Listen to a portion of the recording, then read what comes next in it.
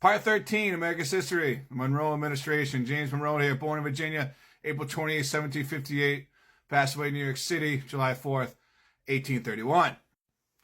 Statesman, Lieutenant Colonel in the Revolutionary War, member of Congress under the Confederation, senator from Virginia in the First Congress, an opponent of the Federalists, envoy to France, 1794, governor of Virginia, 1799, one of the commissioners who made the Louisiana Purchase, and Secretary of State under Madison. Married 1786 to Eliza Courtright. Yeah, I'd smash. And James was a Democratic Republican. Starting off in 1816, the Second National Bank was chartered. 1817, the First Seminole War begins. This was against the Creek Indians of Alabama and the Seminoles of Florida. The first force that was sent out was defeated, so they sent out General Jackson to do his thing. Jackson earns himself quite the reputation during some of this. This is the same year the Erie Canal was commenced to unite the Atlantic with the Great Lakes via New York. 1818, General Jackson, in pursuit of the Seminole Indians, again invaded the Spanish territory of Florida and took possession of it. He was officially rebuked, but publicly applauded.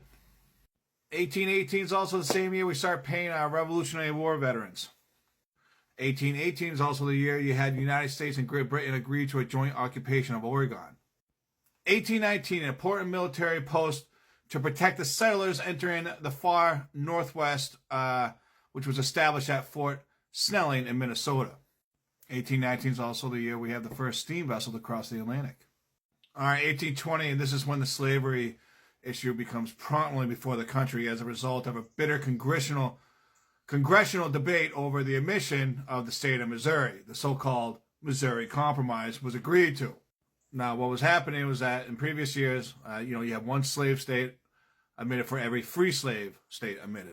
And in 1820, Maine desired admission as a free state and Missouri as a slave state. There was great objection in the North, however, to the extension of slavery north of the Ohio River. This is when you have the great negotiator, his nickname was Henry Clay, appeared as a compromiser between the two factions. And what he was able to get compromised is that, Missouri was to be admitted without mentioning slavery, but slavery thereafter was to be prohibited north of a certain line. And that Maine was to be admitted as a free state. And that line, as you can see, is that line there. 1819, 1820, this is when the country goes through a period of financial depression. And it was caused mainly by overproduction and excessive business activity that resulted from the War of 1812 and the commercial rivalry of Great Britain. This is the same year Little Rock is selected as a capital by the new settlers of Arkansas. And the election this year, Monroe was elected practically without opposition, and the entire absence of a strong minority has led this period to be called the era of good feelings. All right, 1821, you get the purchase of Florida. Spain accepted $5 million in payment and agreed to a boundary line known as the Boundary Line of 1819. This boundary line excluded from the sale the territory of Texas. However, this is the same year that the colonization of Texas by Americans is begun by Stephen Austin here. This is also the same year there was an attempt made to erect a home for American slaves in Liberia. The attempt did not prosper, however. This is also when the United States starts acknowledging the independence of the South American republics, which had revolted from Spain.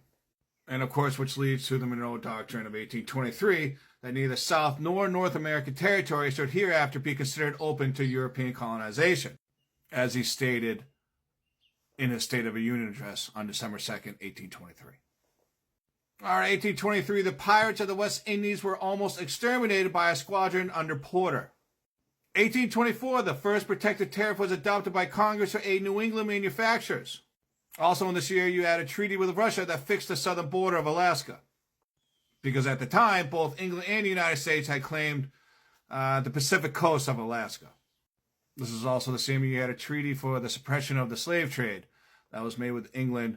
The countries agreed to aid each other and employ their warships in capturing other slavers. So, English ships going on American ships, making sure there was no slaves on board.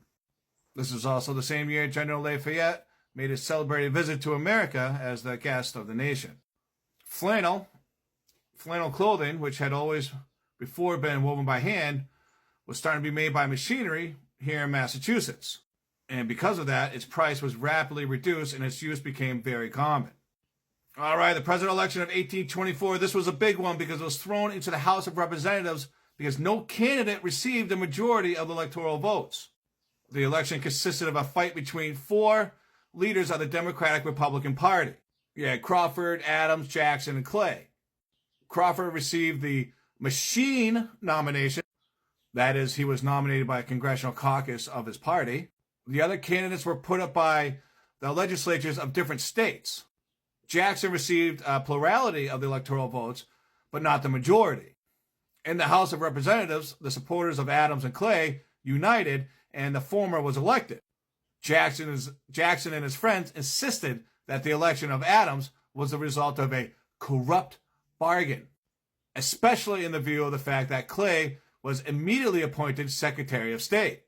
The opposition to Adams interfered seriously with his administration and led to the election of Jackson 4 years later. All right, that does it for this video. Next video, we'll pick up with John Quincy Adams. Thanks for sticking around. We'll see you next time. Good talk.